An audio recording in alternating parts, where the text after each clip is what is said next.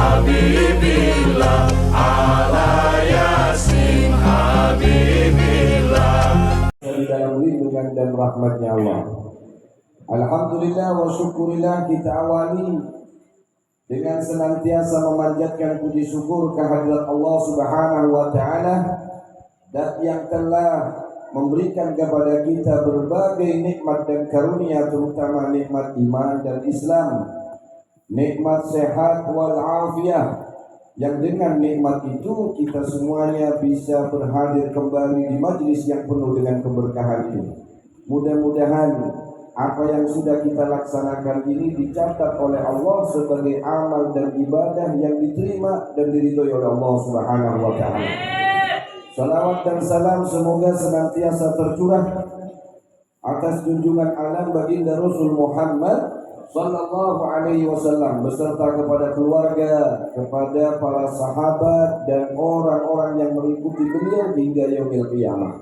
Dan kita memohon kepada Allah Subhanahu wa taala semoga keberkahan, kemuliaan dan pahala daripada majlis ini semoga Allah juga berikan kepada kedua orang tua kita, baik yang masih hidup maupun yang telah tiada.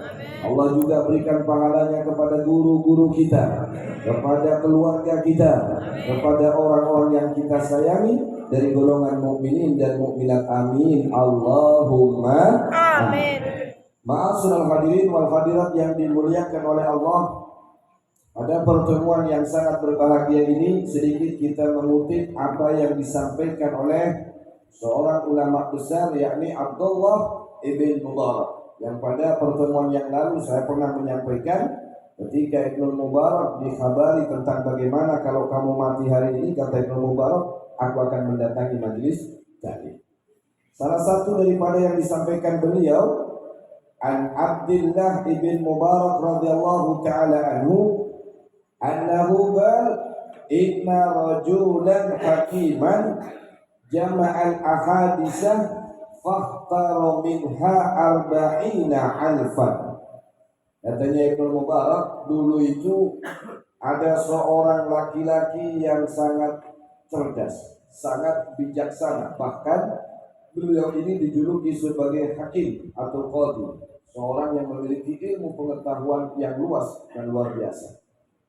Laki-laki tersebut pernah mengumpulkan daripada semua hadis-hadis Nabi, lalu diringkas menjadi 40.000 hadis. Semua hadis-hadis yang ada disaring dijadikan 40.000 hadis. Tsumma tara minha arba'ati alafin.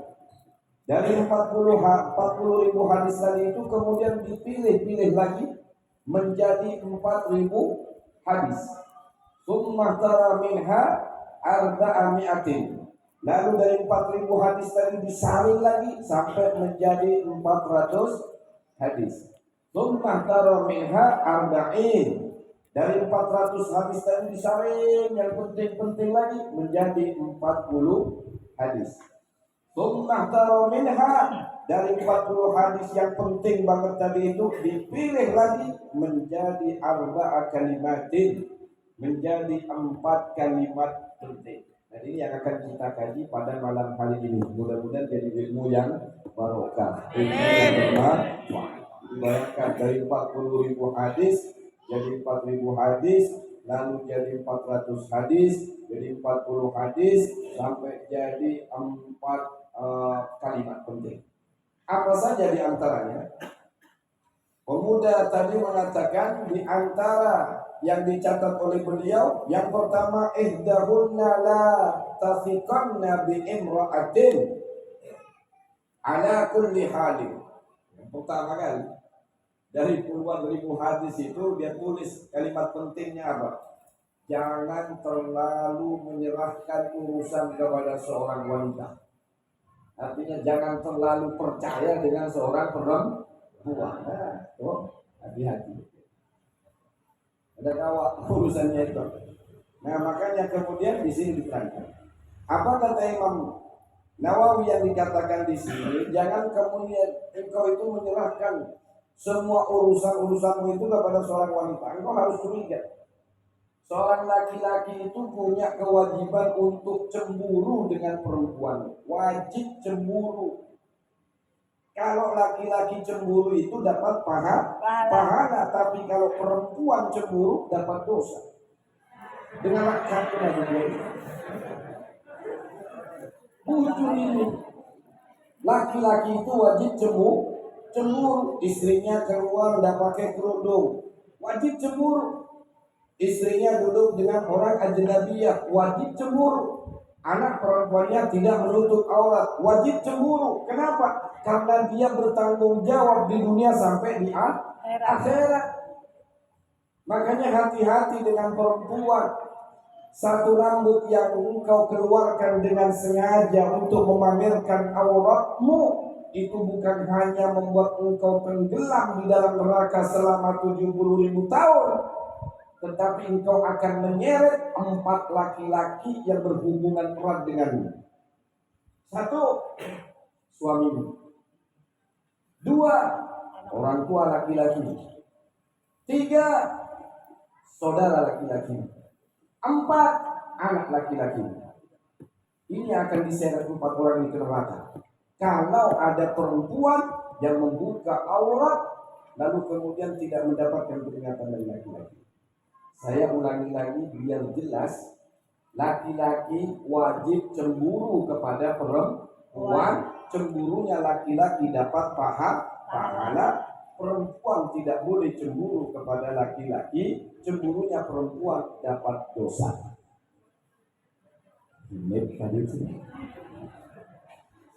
Maka tidak diperkenankan seorang perempuan itu bertindak seperti security atau seperti polisi penyelidik itu. Setiap datang suaminya dari luar, mana HP-nya? Sini, diperiksa. Ini pergi. Sudah, jangan dilihat-lihat sudah. Supaya apa? Supaya ibu-ibu tenang. Jadi kalau suaminya terlambat pulang, husnudon saja. Mungkin suami saya itu ziarah ke Kelantayan. Itu supaya tenang. Harus husnudon. Biasanya boleh habis maghrib datang ke rumah ini sampai tengah malam. Mungkin mungkin dia itu sholat sunnah di masjid Marta. Walaupun dia mampir di warung jablay sekali. Jadi laki-laki itu yang tidak cemburu kepada perempuannya namanya dayus. Dayus itu artinya seorang laki-laki yang tidak punya cemburu kepada istri dan anak serta saudara perempuannya, maka orang tersebut tidak akan pernah mencium yang namanya surga. Nah, mulai hari ini dikatakan hendak kemana dia keluar pakai kerudung tikar, stumat aja lah keluar seberang. Mau seberangkah, mau kemanakah waktunya keluar, dia harus nutup aurat. Insya Allah.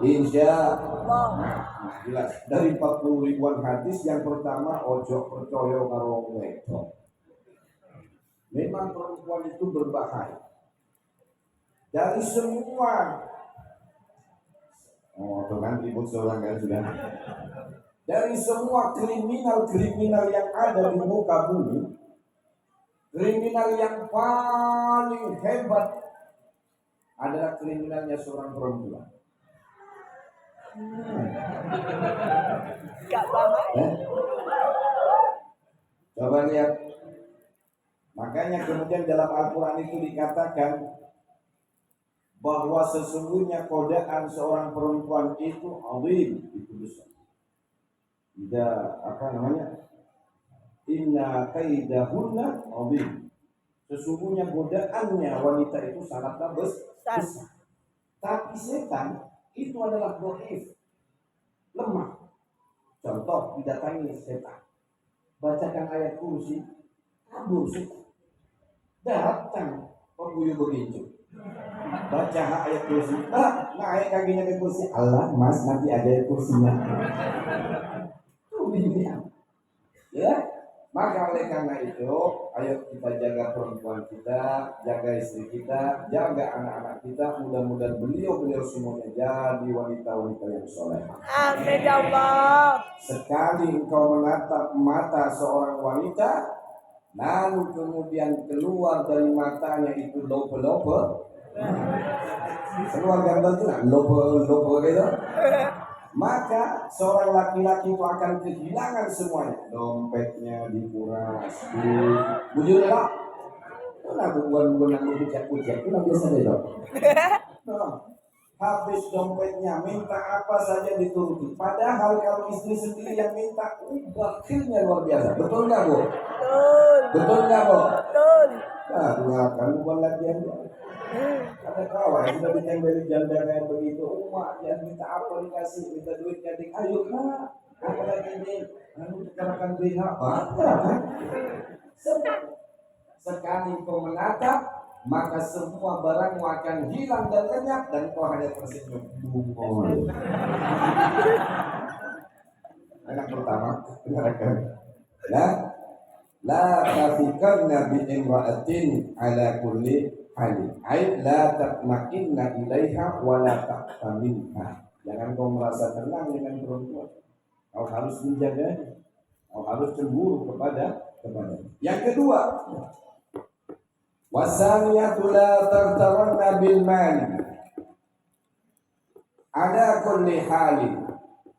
Katanya pemuda tadi, seorang laki-laki bijaksana tadi mengatakan, la tartaranna, janganlah kamu itu tertipu bil mali dengan harta, ala kulli halin, dalam setiap keadaan. Al-Imam Nawawi memberikan keterangan dalam kitab ini, ay la tadunnal amna minal khilaki bisababil mali. Hei, kata Imam Nawawi, jangan kalian itu merasa atau engkau itu mengira akan aman dari semua kerusakan bisababil mal karena engkau banyak duit. Oh, tenang aja, urusan gampang, yang penting ada duitnya. Jangan. Justru engkau akan bermasalah besar karena engkau selama ini mengandalkan harta. Kan banyak orang itu mengatakan, oh gampang aja, yang penting ada duit. Berbahaya di sini. Falam tahfadil umura, tetapi ya, kemudian kamu itu tidak memelihara daripada segala urusan. Wala takun mahdu'an bi kasratil mal, dan janganlah kamu menjadi orang yang terbujuk sebab banyaknya harta tadi. Jangan kau mengira bahwa engkau itu tidak akan hancur, tidak akan tidak akan celaka dengan banyaknya harta, sementara engkau itu tidak menjaga urusan-urusanmu. Engkau ngawur dalam kehidupan, lalu kamu tenang aja, ada duit. Oh, tidak semuanya bisa dibeli, bos. Tidak semuanya bisa dibeli. Ada saatnya orang itu akan menggunakan hati murah.